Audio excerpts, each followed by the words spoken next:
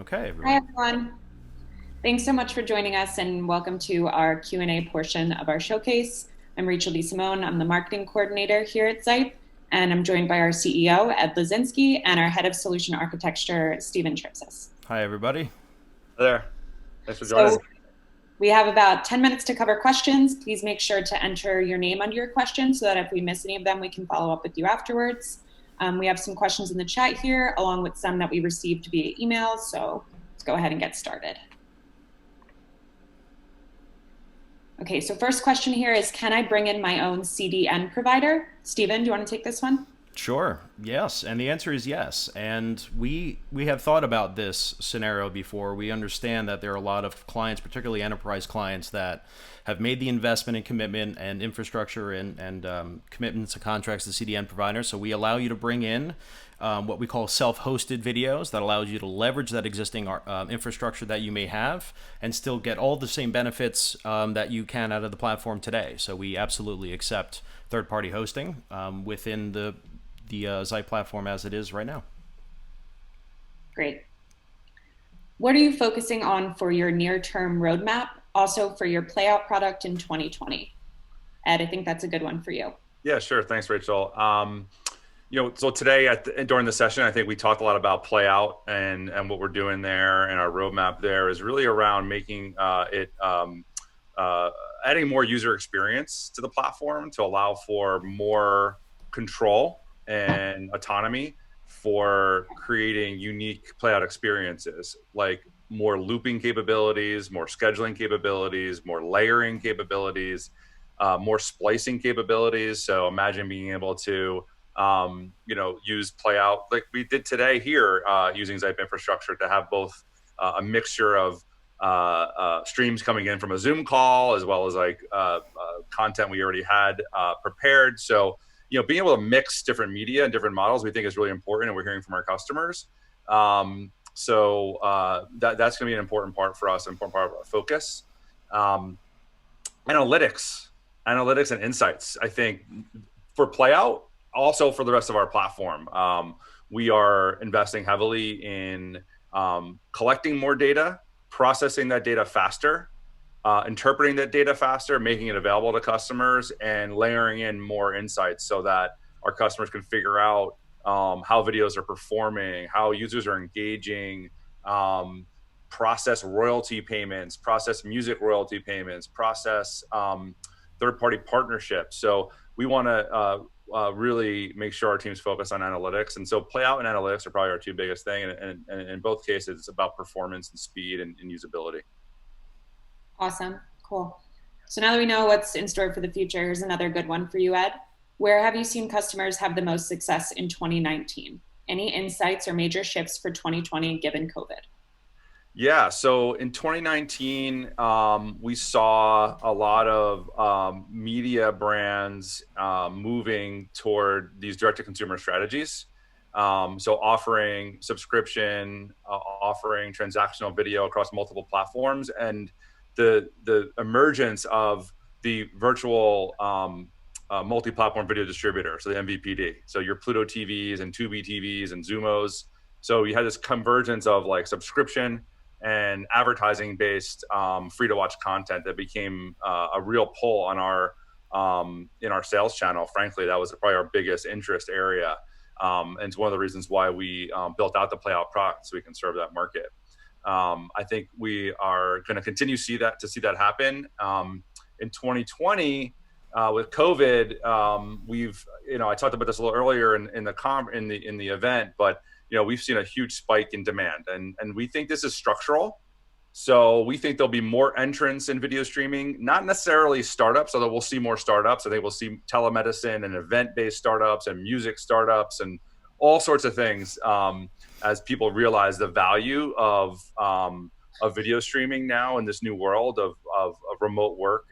But I think enterprises, we're already starting to see a lot of enterprises, not non-media companies, behaving like media companies. So brands that want to move beyond that 6-second ad clip or 30-second ad clip and either sponsor or create long-form content. So we have customers today in toy and hobby that are programming play out streams for 24/7 for months on end, really just about engagement, about communicating with their customer and creating lift in their brand. So I see more of that happening as well in 2020.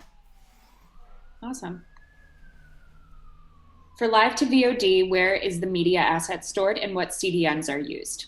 Stephen, if you want to comment. Yeah.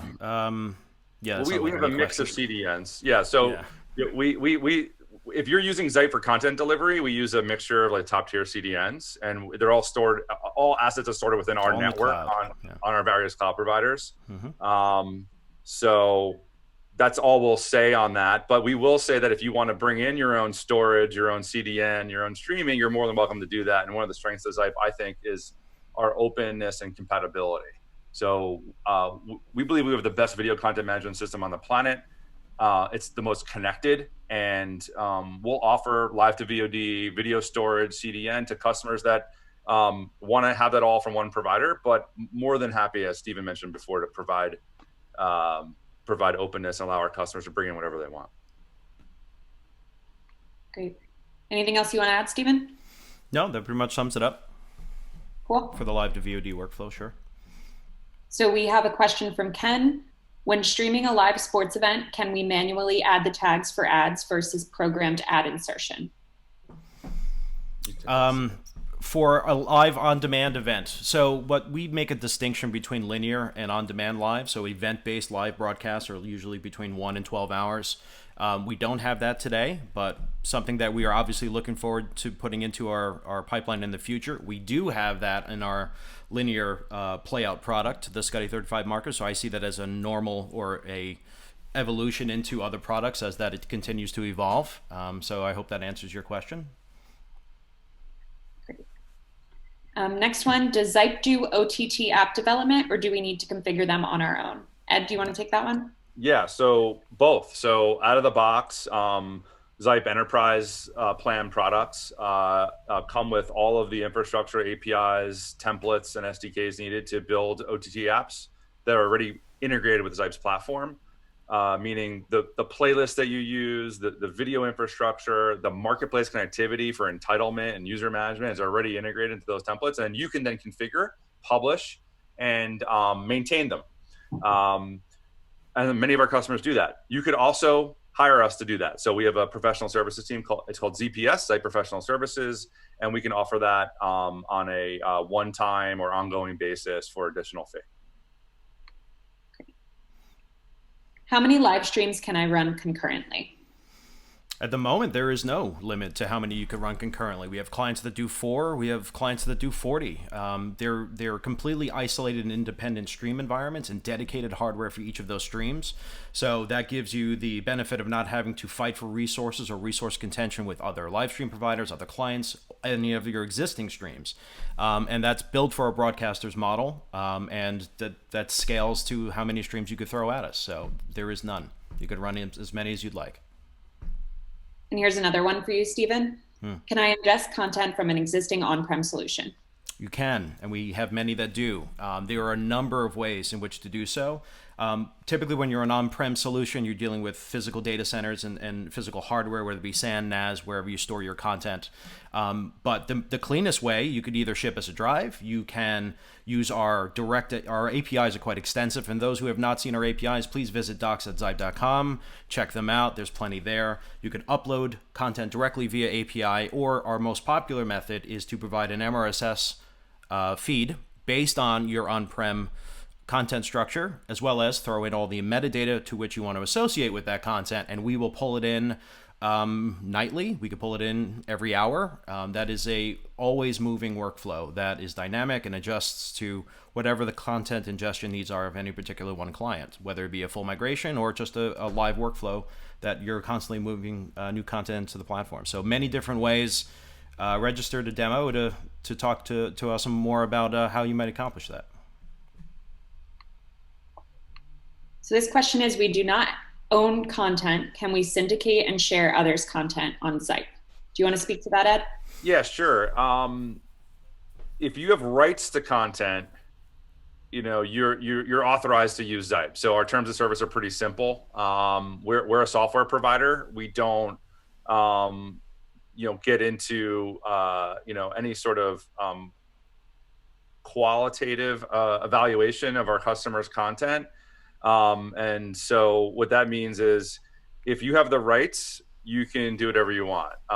We've had customers that have looked at Zype as a platform because we have such powerful tools to ingest and index content from so many places, whether it's legacy online video platforms like Brightcove, or it's YouTube, or it's your own homegrown system, that you can use Zype as a tool. You can use it to point at these different things and pull it in. But if you don't have the rights to it, you can expect you'll likely get like a DMCA or some sort of claim. So we recommend that if you have the rights, you absolutely can use Zype as a platform. You can use it as your network for video, so you can index all your content in there. You can use it as a place to push content out of for your partners if you're doing syndication. You can use it as a way to generate feeds, like Steven talked about MRSS feeds. We think it's the best MRSS feed generator on the planet. It generates really, really fast and every different format you can imagine, and allows you to take content and get it to your different partners. And so for syndication, that's really important. But I would just say, we're not a sharing syndication commercial platform. We don't broker those deals. You'll have to do those deals on your own. Great. I think we have time for a couple more questions. So this one's from Ray. What happens if Zype disappears tomorrow, a year from now, or 5 years from now? What happens to our content? Is it backed up? Okay. Well, on the technical side, yeah, everything we have is backed up. Everything we have, we're on multiple clouds, multiple cloud providers. We're processing billions and billions of requests per month, and doing it in a way that's highly scalable and resilient.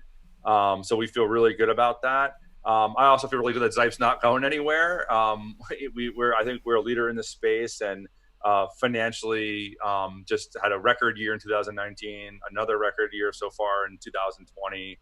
We've already hit our goals for Q2 already on May 5th or 6th. So I think we're gonna be in good shape. That said, I think the question underneath there is like, how do I get my content out of Zype? Let's say it's not a fit anymore in the future. And, we never want to hold customers hostage or put customers in a position where they have to make really difficult choices. If, let's say, they have an issue and they need to wind things down, or they just simply found a different solution. We have a very open API, as Steven mentioned. You can use our API. You can get everything out of it. We don't own your data. You own your data. There are a lot of video platforms out there, when you read the fine print, especially the ones that are like revenue share based, where you've basically licensed your content to them and your customers. You really can't get that data out in any easy way.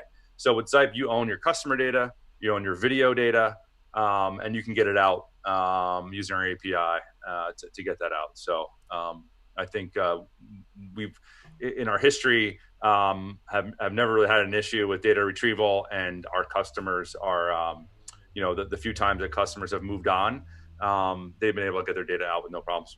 Yeah, wholeheartedly. Yep. Okay, I think we have time for one more before we wrap up. So I'm going to hand this one to you, Steven. Does Zype have APIs or other integrations with programmatic ad platforms? Well, Zype's APIs are quite extensive, and that's what I referenced before at docs.zype.com. I keep bringing it up because it's extremely useful for all of those trying to integrate directly with our platform. I'm there every day. As for programmatic ads, I think, actually, I'm going to hand this one back to Ed. Yeah. So we support all major kind of ad formats, whether it's on client side or server side. Like we mentioned, we have the server side ad insertion product. It integrates with our playout product. We integrate with all the big, SSPs and ad servers, Google Ad Manager, Freewheel, SpotX, etc., plus a whole bunch of other smaller, more focused ad networks and programmatic providers.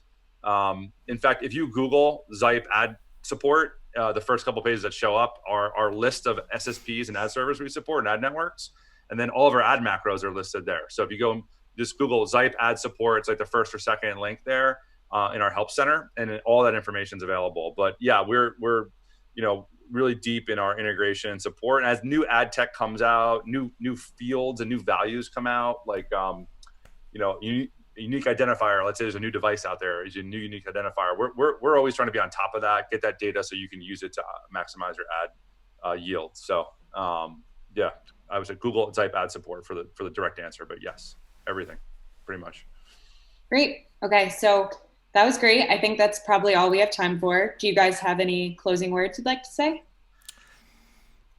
No, no. I mean, like I thought this whole NAB experience was a lot of fun. I hope that everybody got something out of it. Whether you are a new prospect, whether you're just checking Zype out for the first time, whether you are an existing client, or whether you want to use Playout. Playout is really something as a shining star that we're going to continue to push on. I think as a company and as well as many other initiatives. And I'm excited to see more and more of our clients and new clients start to use it. And looking forward to already a banner streaming year. So more of that. Yeah. And Ed, I'll let you close it out. I just want to reiterate that this will be available on demand in case you missed any of it. But thank you so much for joining us. We've had a lot of fun. And we really appreciate you taking the time to listen to our showcase with us. Yeah. Thank you, everyone. Really appreciate it, especially our customers, all our partners, and all of our guests today. Thank you so much. And for everyone who watched, really appreciate you spending time with us today and hope to talk to you again soon. Thanks, guys. Thanks, guys. See ya.